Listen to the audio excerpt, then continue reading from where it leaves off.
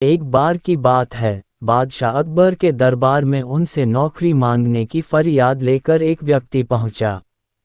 उसकी कुछ देर बातें सुनने और बुद्धि की परीक्षा लेने के बाद बादशाह ने उसे चुंगी यानी टैक्स वसूलने वाला अधिकारी बना दिया।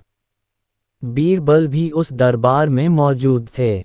उन्होंने उसे कुछ देर ध्यान से देखने के बाद कहा कि बादशाह, यह व्यक्ति ज्यादा ही चालाक लग रहा है। ये जल्द ही कुछ न कुछ बेईमानी जरूर करेगा। होते होते कुछ समय गुजरा और तब तक उस व्यक्ति ने टैक्स वसूलने का काम पूरी तरह संभाल लिया था। एक दिन बादशाह अकबर के पास एक दो व्यक्ति उस अधिकारी की शिकायत लेकर आए। शिकायतें मामूली थीं, इसलिए उन पर ज्यादा किसी ने ध्यान नहीं दिया। उसके बाद रिश्वत लेने और जनता को परेशान करने के आरोप भी उस अधिकारी पर लगने लगे। इतनी शिकायतें आने पर बादशाह ने सोचा कि इसका तबादला ऐसी जगह कर देता हूँ जहाँ इसे बेईमानी करने का मौका ही न मिल पाए। इतना सोचते ही बादशाह ने फैसला किया कि उसे अस्तबल का मुंशी बनाया जाएगा।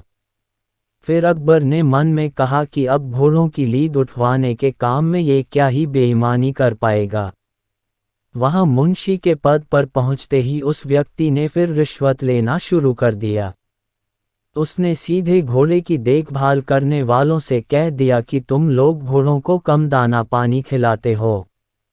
इसका पता बादशाह को चला है, इसलिए मुझे लीद को तोलने के लिए भेजा है। अब अगर लीद का वजन कम हुआ तो सबकी शिकायत बादशाह से कर दूंगा। इस तरह से उस मुंशी से परेशान होकर हर घोड़े के हिसाब से उसे 1 रुपये लोगों ने देना शुरू कर दिया। ये बात भी कुछ समय बाद अकबर तक पहुंच गई। उन्होंने मुंशी को सीधे यमुना की लहरें गिनने का कार्य सौंप दिया। फिर बादशाह के मन में हुआ कि अब यहाँ तो यह कोई बेईमानी कर ही नहीं पाएगा। कुछ ही दिनों में जैसे ही वो व्यक्ति यमुना किनारे पहुंचा तो वहां भी उसने अपना दिमाग दौड़ा लिया। वो नाव से सवारी करने वालों को रोक रोक कर कहता कि मैं लहरें गिन रहा हूं, ऐसे में तुम लोग यहां से नहीं निकल सकते हो। इसी जगह पर 2-3 दिन तक रुकना होगा। रोज रोज ऐसी बातें सुनकर नाव चलाने वालों ने अपने कार्य को जारी रखने के लिए उसे 10-10 रुपये की रिश्वत देना शुरू कर दिया। अब यमुना किनारे भी वो व्यक्ति खूब बेईमानी कर रहा था। 1-2 महीने में यह बात भी बादशाह तक पहुंच गई। तभी अकबर ने एक लिखा हुआ आदेश भिजवाया, नाव को रोको मत, जाने दो। वो व्यक्ति चतुर था, उसने बादशाह के आदेश वाले पत्र को नावों को रोको मत जाने दो कर दिया था। इस थोड़ी हेरफेर के बाद उसने अकबर का आदेश वहां टंगवा दिया। आखिर में उससे परेशान होकर बादशाह ने उसे नौकरी से ही निकाल दिया।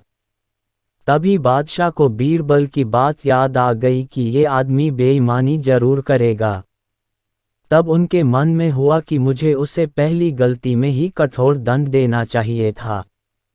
कहानी से सीख, दुष्ट अपनी दुष्टता और बेईमान अपनी बेईमानी कहीं भी जाने पर नहीं छोड़ता है।